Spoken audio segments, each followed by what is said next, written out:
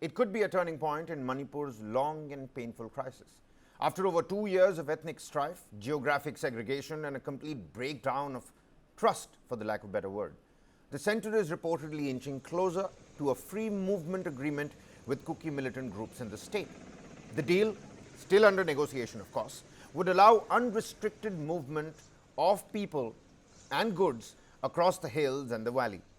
It's a move many are calling a crucial first step towards reuniting a divided Manipur.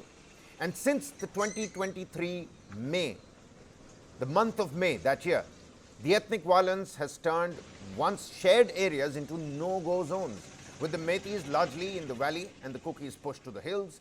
Normal trade and even access to basic services has been deeply disrupted.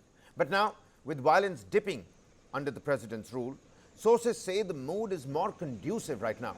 And Home Ministry officials are hopeful that consensus with the Sioux groups is finally within reach. From pulling back armed groups and camps to building confidence on both sides, there's a delicate balance the center is now trying to strike. But signs of progress are in fact visible. If this deal does go through, it could mark the most significant shift in ground realities since the outbreak of violence. So let's quickly decode the key elements of this possible breakthrough, what it means for peace, and what Manipur and Manipuris can expect next. Suhas Chakma, Director, Rights and Risks Analysis Group, is with us on the broadcast. Mr. Chakma, always a pleasure to have you with us. I'm going to quickly read out the exact quote that has been put out in a reputed national daily. It says, the matter is under discussion with Sioux groups. We are hopeful the agreement will be reached soon. The concerns of all sides are being addressed, and Sioux groups have indicated that they are not entirely opposed to the idea.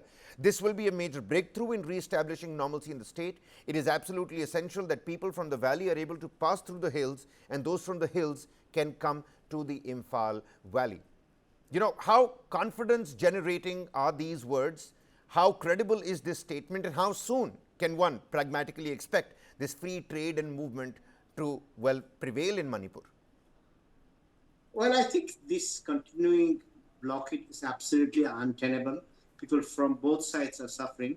So apart from what the Sioux groups have mentioned, I think there is tremendous amount of pressure, or at least there is desire from both the Kukis and Métis that people from both sides should be allowed to move freely. And I think, if it goes through, which I expect very soon, then I think it's a significant step. And also, this is something which is needed for the state. Then I think, certain incidents, though very unfortunate, like the air crash in Ahmedabad, where people from the valley and the hills were killed, then they had to be given permission to pass through. I think it unites people in this kind of situation. So I think it's a significant movement. I expect that better sense prevails from both sides. What do you think, Mr. Chakma, are the biggest roadblocks to implementing this free movement agreement? Because March 8 was the earlier deadline. It was a primary goal of the center as well. Union Minister Amit Shah had announced this deadline as well after the imposition of President's rule earlier in February. But what are the biggest roadblocks? Earlier, that bus was flying and it was shot at and everything, sort of quickly dissipated. What gives us the confidence to say that the atmosphere is conducive right now for something like this to go on? Of course, we must think that good sense prevails. You use the exact same words. It's easier to talk from the studio and from the comforts of our homes. Things are actually delicate on the ground. What kind of roadblocks are we looking at whilst implementing something like this now in today's time and sensibilities? Well, I think, increasingly since the president's rule has been announced in the state, then situation has been limping back to normalcy. I think at this point of time, I think one of the key factors is many of the groups who were involved in the crimes committed during the conflicts. So whenever the law takes its own course, then obviously certain groups who are targeted, they feel that they need to resort to some kind of a blockade, some kind of a protest. And of course, in Manipur, it has, across the Northeast, I would say that, blocking something is very common. It's one of the common modes of protest which is used in the region. So I think, there are two issues. One is whenever the law takes its own course, it becomes a problem.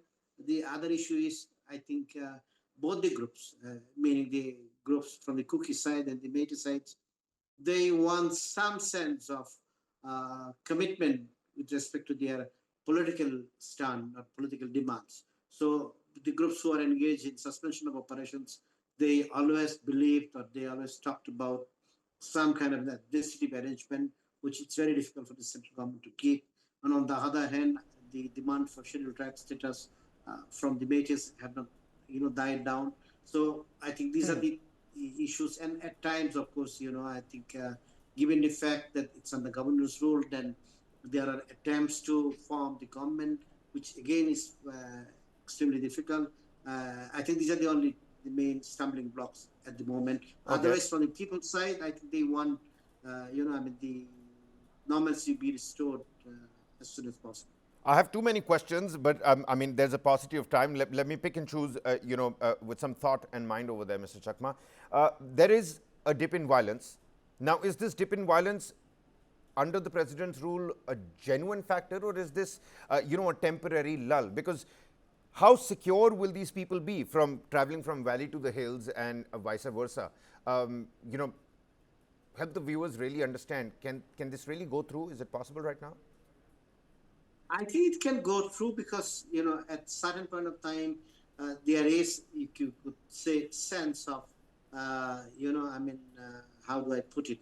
For want of a better word, I think people are tired of violence, and the situation could have been brought down, under control if the president's rule was declared earlier, and the fact that the governor himself is seen as a very non-partisan person, and the way the governor has been enforcing the law with respect to all the groups, both the Métis as well as the Kukis, and I think the recent arrest of a leader of the Arambay Bengal shows that people have certain trust.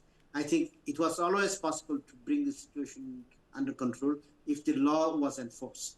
I think I had said in the previous interviews that it could not be, the situation could not be brought under control because the law enforcement agencies, we are given the task of the UN peacekeeping forces. So no harm, no engagement, no combat situation. And I think the situation has come down under control, or has come under control at this point in time, because the law enforcement agencies across the spectrum, both the state as well as the central forces, know that if they do not take law into their own hands, then the governor will ensure certain actions. So that's one of the key factors, and that's why I think Okay. people would be more confident than anything else. Mr. Chakma, there are two modalities that are being discussed currently as part of these discussions. One is, of course, shifting these Sioux camps a little bit back, at least the ones that are nearer to the valley fringe points. Do you think there's going to be some sort of retaliation when this actually goes through, when it actually happens? This entire report also talks about the UNLF cadres that are going to be given the ID cards. This was a part of a deal that was struck, in November last year. And for that, the camp is going to be set up. There's going to be a conglomeration of the UNLF camp. But for these 14 Sioux groups, some of them nearer to the valley fringe points, the smaller ones are going to be clubbed together, and the ones that are near to the valley point, they're going to be pushed back a little bit. Do you think there's going to be any retaliation on this particular front, or is this going to be easily accepted? Because according to the report that we're reading, Métis wouldn't necessarily oppose this. And another example that has been cited is the recent festival where the Métis traveled to the hill areas and no untoward or awry incident really happened. So that's a positive example to cite by the center and the government. I would say I think there will be little reservation, but because at the end of the day, boundaries are not being officially drawn, and if it is to restore peace, I would say that the groups from the Kuki side, the Sioux groups, there shouldn't be any major opposition to it. And of course, as I said, uh, the fear from both sides is that whatever their political demands are, I mean, they are not going to be addressed. And as I said in the beginning, it's not something which is possible for the central government to, agree to at this point of time when the parties remain warring. So I think the best solution lies for both the Sioux groups and the Métis is to come to some sort of negotiation. I think once people are allowed to move freely, then of course there will be discussions beyond the ceasefire suspension of operations agreement. And I think whatever reservations they might have, they may not sustain in the long run, because at the end of the day, at a certain point of time when people live normally, just like the way you had mentioned, mates who had gone to the hills and had come back without any untoward incidents. I think this kind of patterns, in a way, create pressure on the communities as well as the groups, to ensure that no violence are carried out. So I would say that I think whatever reservations, they will not sustain in the long run, because of the genuine desire of each and everybody to get back to normal life, because they You're have absolutely right. suffered tremendously.